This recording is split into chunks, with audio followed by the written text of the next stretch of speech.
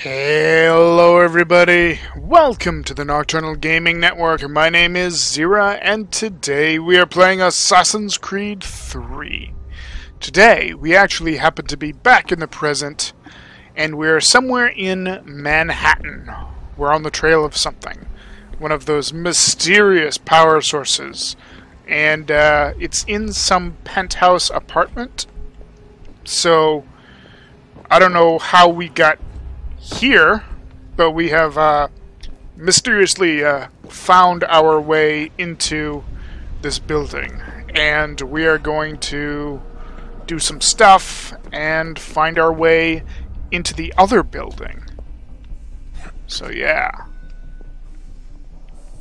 it's wonderful that you know, Desmond has acquired all of these skills from his ancestors. That looks like a long way down.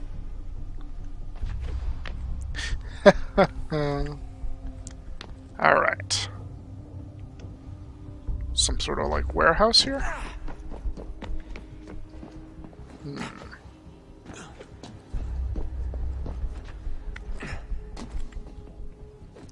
Okay, so we must have to like slide under here. Ooh. Seriously, Sean? Fuck you. Wow, we are quite high up. I don't really think that's how a construction crane works, but okay. I feel like it would have to be grounded somehow. You know? Can't just sort of hang off the side of the building, you know. But what do I know? What are we doing? Can I drive this thing? I want to drive this crane. How do you even get in there? Like, I feel like there isn't enough space for you to get in this door. Alright. We will, I guess we gotta, like, climb up here? Yeah. So many tall buildings. Ezio would be jealous if, you know, if he had the opportunity to climb one of these buildings. Wait a second, is that... Those are just hanging there? Like, those beams are just hanging there over the streets all night? I don't think that's OSHA approved. Let's continue before I start thinking too much about this, because... Yeah, and we get more hanging beams? No, I'm sorry. That shouldn't be happening. Oh, boy. Let's just climb up here. Make our way to... Whew, Desmond. Jesus. Look on the bright side. No security to worry about. And on the not so bright side, the slightest misstep means you're effectively paced. Paced? Shut up, Huh. Okay. I do not want to be paced, so I must make sure that I do not misstep. Huh.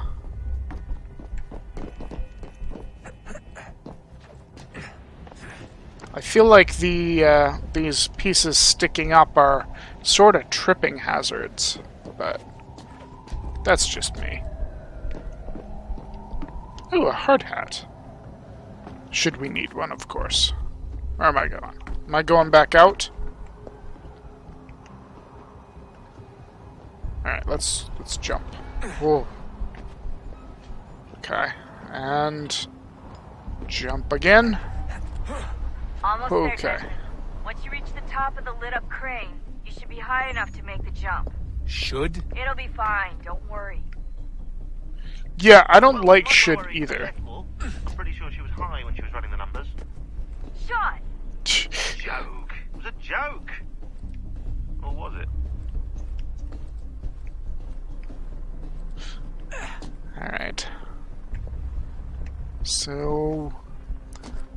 So that doesn't make me feel very good. That apparently Rebecca was high when she was running the numbers for the skydiving we're about to do. Oh dear. We are extremely high up.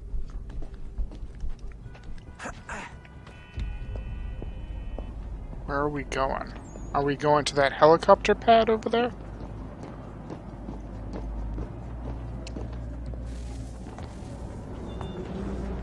Jump when you're ready, but wait for my signal to open the chute. Timing's really important here. Too soon or too late, and you'll miss the building. Don't worry, I played Battlefield. I know how to parachute into a drop zone. I'm ready for this. Go! Go, Desmond! Now, open your chute! How do I open the chute? Okay. Awesome. Let's make sure that we are flying in at least somewhat the right direction. No, you're off course, Desmond. Get back over there.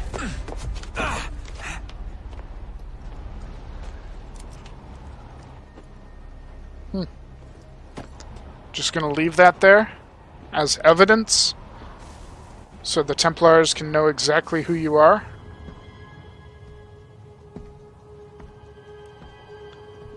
Ah, that's interesting.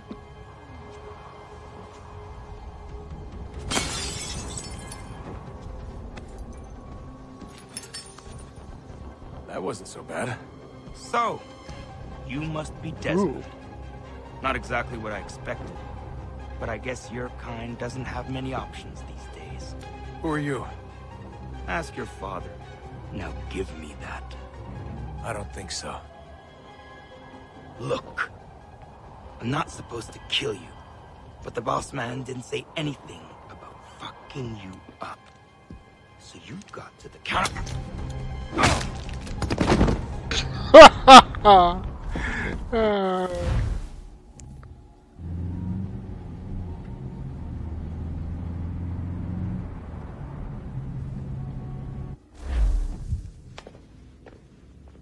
So who the hell is Daniel Cross? Believe it or not, he used to be an assassin. The assassin, the way I've heard it told, but it turned out he was a sleeper agent for Abstergo, programmed to infiltrate and destroy the organization. How did he know you were there? We could be compromised. They must have caught me snooping inside their network and sent Cross to see what we were after. If they were aware of our current location, we'd know. Though, I will say this. Doesn't bode very well for future expeditions. I've set up some cameras topside. If anyone shows up, we'll see it. I'd suggest you go see about finding a socket for that power source. Or we can return to Connor if you prefer. All the artifacts in the world won't mean a thing without the key. Okay. Well, we are going to talk with some people, and then we are going to return to Connor, because we're going to go through at the end and plug in all of the power sources at the same time. So let's start with our father and see what he has to say. Son, I owe you an apology. I shouldn't have lashed out like that. You have to understand, I've never been very good at this. Never mind that we live rather extraordinary lives. Yeah, I kinda liked my ordinary one. You can't escape who you are, Desmond. So I've noticed. Look, it's silly for us to go back and forth like this. I admit, I did a shitty job raising you. I apologize, I'm sorry. But it's important you understand it didn't come from a bad place. You're my son. I love you. I guess I was so busy trying to make sure nothing bad happened, I didn't consider the consequences. Truce. I can't believe it's taken me so long to ask, but... how's Mom? She's not... No. Your mother is fine. We decided it was safer if we split up for this job. Always assuming the worst. For good reason. Can I at least say hi to her? I'm sorry it's too risky. Maybe when we're done. Right. When we're done.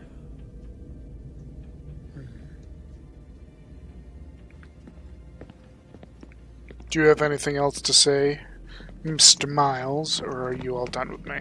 Have we ever tried to make peace with the Templars? Throughout our history, there have been moments. Several, in fact.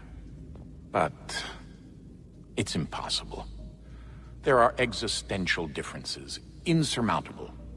If there were to be unity, it wouldn't be a truce so much as a submission. But knowing what's about to happen, wouldn't it make sense to try and talk to Vidic? Come to an arrangement, even if it's only temporary? We'd all be so busy watching our backs, nothing would get accomplished. Imagine that. We're more productive at war. Well, have we ever tried sending in someone? Doing to them what they did to us with Lucy? Or Cross? We have, and it's never worked. We've sent people who were either too weak and found themselves turned, or too strong and were unable to carry out the charade. I just feel like we all want the same thing. We use the same words, but that's all they are, words. In the end, it all comes down to freedom. We seek it, they detest it. And so there's never an end to the fight. Not until one side is completely gone. Is that even possible? Probably not. Our two groups have existed in one form or another since, well, since forever. But things can be better than they are. And that's something. Did you look for me, Dad? When I was gone? Every day. Come on. I mean it. Every night I'd look, searching for your name or variations of it, hoping you'd slip up. Abstergo only found you first because they had better access. A few more days and it would have been me. Well, I'm here now. And I'm glad. Do you think Lucy regretted what she was doing? I used to think I knew her well, but clearly that wasn't the case. So I really can't give you an honest answer. She seemed so sincere, though. Like she really wanted to make a difference. Yes, well, when I first met him, I thought the same thing about Cross. It just keeps happening over and over again. What does? Everything. Don't get weird on me, Desmond. No, it's fine. I'm fine. Don't worry. All right, then. You should think about getting back in the Animus. We've got to find that key. We should probably get back to Connor. Okay, so that's all he's going to say, is that I need to get back at the Animus because we gotta find the key. Let's go talk to Sean. See if he's got anything to go along with what William said, or maybe something new. Hey, Sean. Desmond, there you are. Can I ask a favor? Maybe. When this is all over, I'd like to try turning the dial back on the Animus. Like, all the way back. To the time of the first civilization. You think it would work? There was no real loss of fidelity when you visited Altair. Then again, that was about 1,000 years ago, and I'm looking at going back at least 70,000 more. Sure, I'd be up for it. Be interesting to see what things were like back then. Excellent. I think it would prove most enlightening. So this is how it started. What are you up to? Just brushing up on my American history. I say history. They certainly teach you strange things in the States. Like what? Well, for all the talk of this being a revolutionary war, it was a civil one. Well, not that kind of civil. I mean, there was no America versus Britain. It was Brit on Brit action. And you can clearly see how the whole thing got started. One war gave birth to the other. You mean the 7 Years' War? Exactly. Seems the Crown overspent in its attempt to keep the French out, wound up with a great deal of debt. Believing that the colonists should help to shoulder the burden, new taxes were created. It was a reasonable request, even if Parliament was rather, well, undiplomatic about it. Well, it's not really fair to tax people for a war they didn't want any part of. What? Didn't want any part of? Did you not notice George Washington with Edward Braddock? He was right there in the middle of it. So here you have the Crown spending who knows how much money to secure a place for the colonists to thrive, and then, when they ask for a little bit of help... Right, look, think of it this way. King George and the colonists They all go out to dinner, right? And when the bill comes, George asks for them to kick in and pay their share. Fair enough. But keep in mind, he's been taking them out to dinner gratis for decades now. But the colonists, oh no, they insist they only had a glass of water and a side salad. Never mind the table's full of half-eaten food and empty bottles of wine. Now when the king points this out, what do the colonists do? Oh, they flip the table over and they storm out the restaurant. Probably intending to return later and burn it down. You left out the part where the king pointed a gun at the colonists and asked them to cover dinner for everyone in the restaurant. Right, yeah, interesting take. If he pulled out a gun, and I'm not sure he did, it would only have been after the 100th failed attempt at getting them to pay their fair share. But how do you define someone's fair share? Oh, well, with a war, apparently. Interesting take on the matter. I wonder how many other places like this exist. There are dozens of them, all over the world. And somehow no one's ever found one before us. I don't think that's true. Oh? When I was at Abstergo, Vidic talked about silencing discoveries made by non-Templars. And I'm sure Abstergo has dug up plenty. The things they must know. Regretting throwing in with us? No. Just looking forward to when we can finally trounce those bastards so I can dive into their archives. Oh, of course, diving into the archives is the only thing you want to do, Sean. I think I found a lead on another power source. Really? Later, Desmond. I'm in the middle of something very important right now. That's a rule. Just follow that as a rule. Follow what is a rule? Just be like, yeah, he must be doing something important? Come on, Sean. Alright, we gotta go talk to Rebecca real quick. And then, I know we get a bunch of emails, so let's see what those look like. What's up, Rebecca? I know everyone thinks I'm being silly, but I can't shake the feeling we're being watched. We are. It's We Juno. are being watched. By Juno. Or some version of her. Do you think it's a recording? Or is she a ghost? Or something else? Is she talking to us the way Minerva talked to Ezio? No clue. I mean, who knows what else they were working on down here? There's still so many rooms we don't have access to. But do you think she's like literally down here, waiting somewhere, still alive? Still alive? That's mental. That I mean she'd be at least 75, 80,000 years old? No, powerful, yeah, but not that powerful. How do you know, They came Sean? down here looking for a way to survive. Maybe they found one. Alright. Is it weird seeing Cross? What do you mean? It's different for you. You don't know about what happened, I guess. For a long time, he was important to us. He was a different person. Sean said he was a sleeper agent. Like Lucy. It was different. She made a choice, but Cross, if you read the files, Abstergo just... They did terrible things to him. Rebecca? You're lucky. We all are. We have people who care about us, who look out for us. He was all alone, and the people he thought he could trust, they used him. Did you know him? No, but I knew Hannah. Who's Who's that? Hannah? She tried to help him. She trusted him. But there was a raid about a year ago. She stayed behind so the others could escape. Tried to reason with him to see if she could fix things. Well, what happened? What do you think happened? He killed her. That's what he does. That's all he knows how to do. Sometimes it seems like that's all any of us know how to do. Rebecca. She does have a point about how all we ever seem to do is kill people. I just want to be alone right now. I just want to be alone right now. Alright, so she is done talking with us. Let's see what we have here for emails. Oh, we have some new emails, starting with so far so good. Oh wow, there is a ton of emails here. What is this? Juno, are you messing with stuff? Alright, so Rebecca to everyone. Hey there, Desmond. As you'll see from the date of this email, you've been in the Animus for a few days now, but don't worry. Wait a second. We already read this one. This must be it.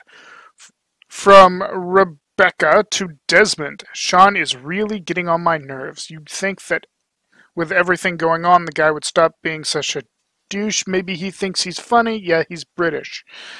So maybe it's part of his British charm, or maybe it's how he deals with stress. Whatever it is, it's getting old real fast. We've got enough to worry about, the end of the world and everything. You'd think he'd show a little restraint or maturity or something.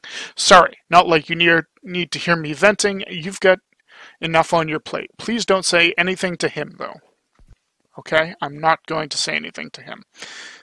From our father to us, disappointed.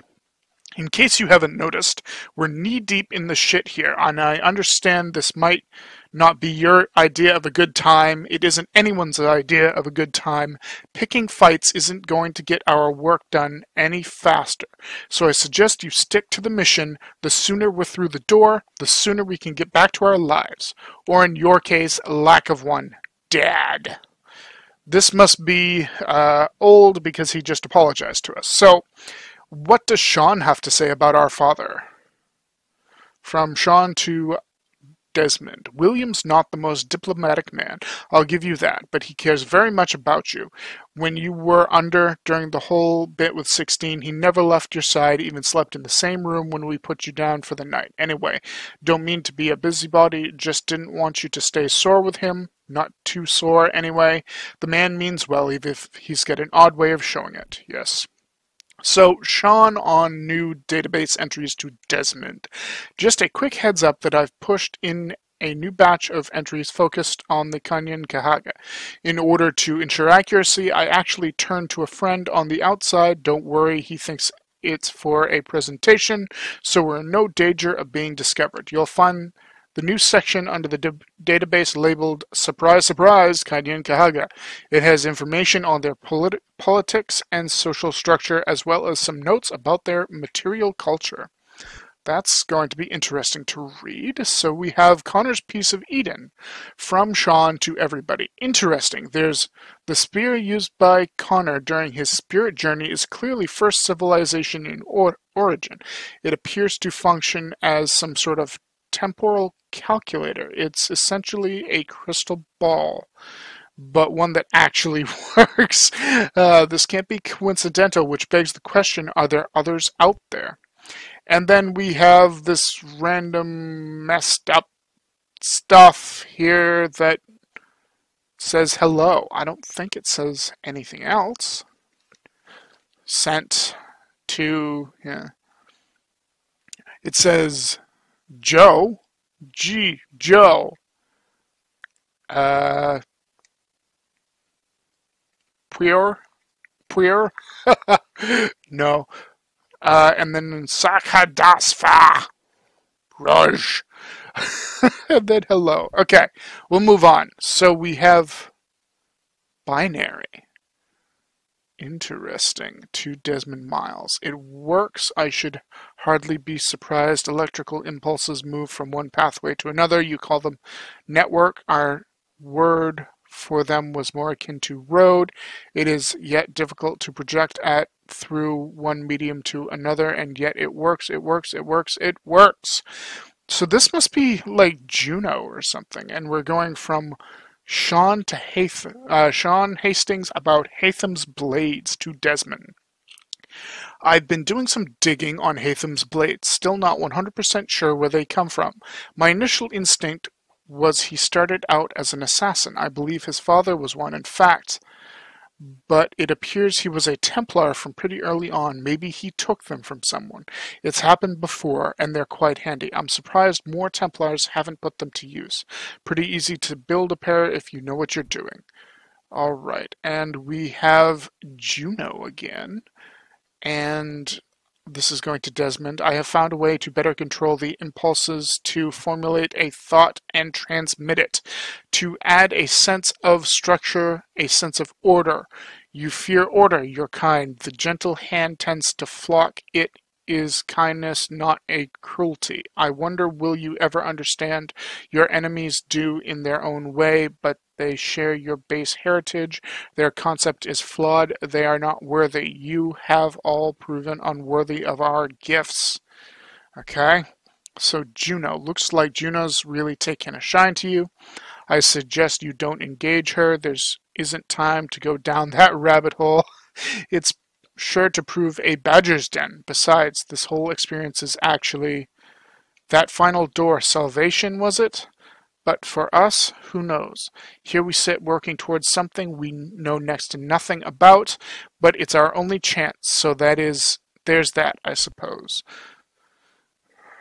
Okay, so this is Sean forwarding leave him alone, so it looks like Juno messaging Sean telling him leave him alone. You should not meddle in affairs that do not concern you. He says, lol, somebody doesn't like me. Yeah, okay. So this is from Sean to Desmond, our father, and Rebecca. All these Juno visits and emails, too, apparently, have got me thinking. What actually happened to Tania and Minerva? Tania's the man, just in case you don't remember. The guy who contacted us at the end of Revelations, was it? Once we did the thing with, I think it was with, no, it was at the end of the base game when we found the Apple of Eden in Altair's castle in Masyaf. That's right.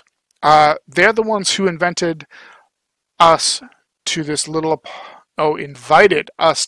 apocalypse party, and now they're gone and buggered off. A little inconvenient, not to mention rude, and I'll try to poke around later, see if there's not some sign of what happened to them. Okay, that sounds like a good idea. Sean, figure out what happened to these random First Civilization people who obviously don't want to talk to us. Oh boy. Okay, so I think we have gone through and done just about everything there is to do here, and I think we're going to end the episode for now. So next time when we return, we will go through and re-enter the Animus, and there's something right. That's probably the Animus. That's gotta be the Animus, so I'll stay away from it.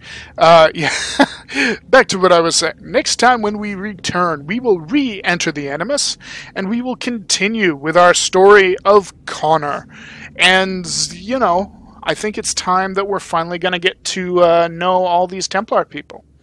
So yeah, thank you all so much for watching. My name's Xeriua, and this is the Nocturnal Gaming Network, bringing you Assassin's Creed number 3. Have yourselves a wonderful night, everybody.